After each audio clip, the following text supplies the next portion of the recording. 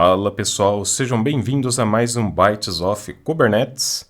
Bom, antes da gente começar a entrar na parte de Kubernetes propriamente dito, é importante a gente entender aonde a gente estava, o que aconteceu e aonde a gente se encontra, dentro dessa parte de infraestrutura, máquinas virtuais, containerização e assim por diante.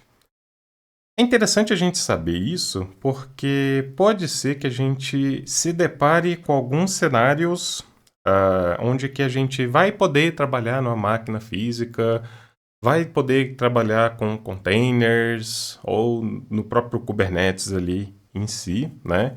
Então a gente tem que estar preparado e conhecer um pouco ali para saber lidar com esse tipo de situação, né? Para quem já é da área de infraestrutura, você vai praticamente ter acesso a uma telinha preta do terminal, os comandos ali que você vai fazer, né? Porém, pode ser que você precise pedir alguma informação, permissão, você tem alguma limitação ali, mas vai variar bastante ali dependendo do cenário. Então, bora entender um pouquinho de onde as coisas surgiram ali e o que a gente pode tirar desse tipo de conhecimento. A primeira coisa que a gente vai ver é em relação a VM e container, né? Bom, a gente sabe que antigamente como que funcionava. Isso aqui é muito legal. Vamos até um pouco antes disso aqui, ó. Puxar para cá. A gente, né, antes da história de hypervisor ali, a gente não tinha esse cara, a gente não tinha esse outro cara aqui, a gente tinha esse cara direto em cima do hardware, né? Então, sei lá, só computador, né? Beleza. Então, né, é comum a gente ter o nosso hardware aqui, a gente tem o sistema operacional, faz a instalação das bibliotecas, faz a construção ali da nossa aplicação e deixa funcionando. A gente faz a gestão disso através de contas de usuário, usuários de sistemas, dependendo do tipo de aplicação, né? E assim, a gente tinha um único hardware ali sendo utilizado pelo nosso sistema operacional e as aplicações ali. E a gente, como usuário comum, isso não faz tanta diferença assim, né? Agora, quando a gente está trabalhando ali dentro de uma organização, o que acontece?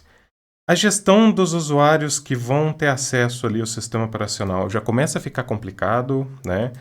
A atualização das aplicações também não é nada simples ali, porque se você tem um monte de aplicação ali, cada uma com a biblioteca diferente e assim por diante, você vai tentar mexer alguma coisa ali, você pode quebrar isso, você tem que parar as outras aplicações, você vem cá e dá um shutdown nesse cara e depois você vai pegar e subir novamente ali para botar ele para funcionar. Né? Ou seja, a gente tem vários problemas ali, como administrador você consegue dar um jeito de contornar esse tipo de coisa. Fora a questão também, né, que esse hardware aqui, ele vai estar subutilizado. Não importa o que você vai falar, ele vai estar sendo subutilizado ali, não importa. Por quê? Porque o SEO ali, as aplicações e tudo mais, ali, né, vamos pegar aqui, ó, tem um limite aqui, ele não vai usar tudo o tempo todo.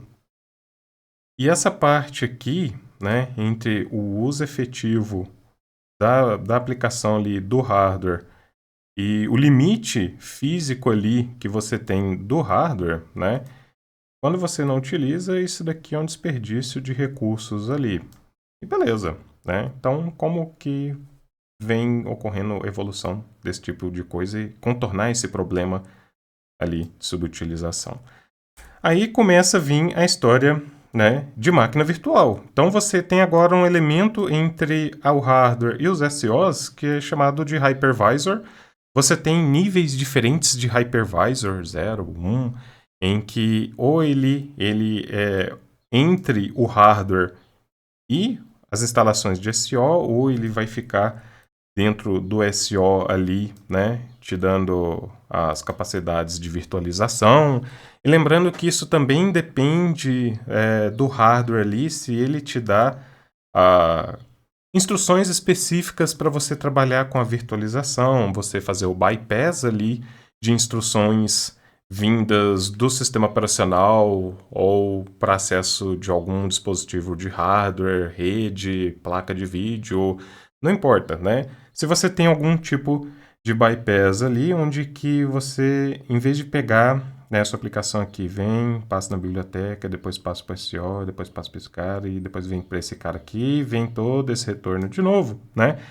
Você pula algumas coisas ali e você acessa direto ao hardware ali, né?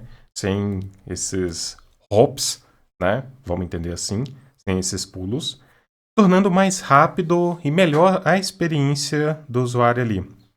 Só que é o seguinte, você ainda tem aqueles problemas que eu mencionei agora há pouco sobre ter múltiplas bibliotecas, usuários e assim por diante. Porém, agora você tem um isolamento melhor, já que esse cara aqui não sabe da existência desse cara aqui e os recursos desse cara aqui, eles foram provisionados de acordo com o que realmente precisa.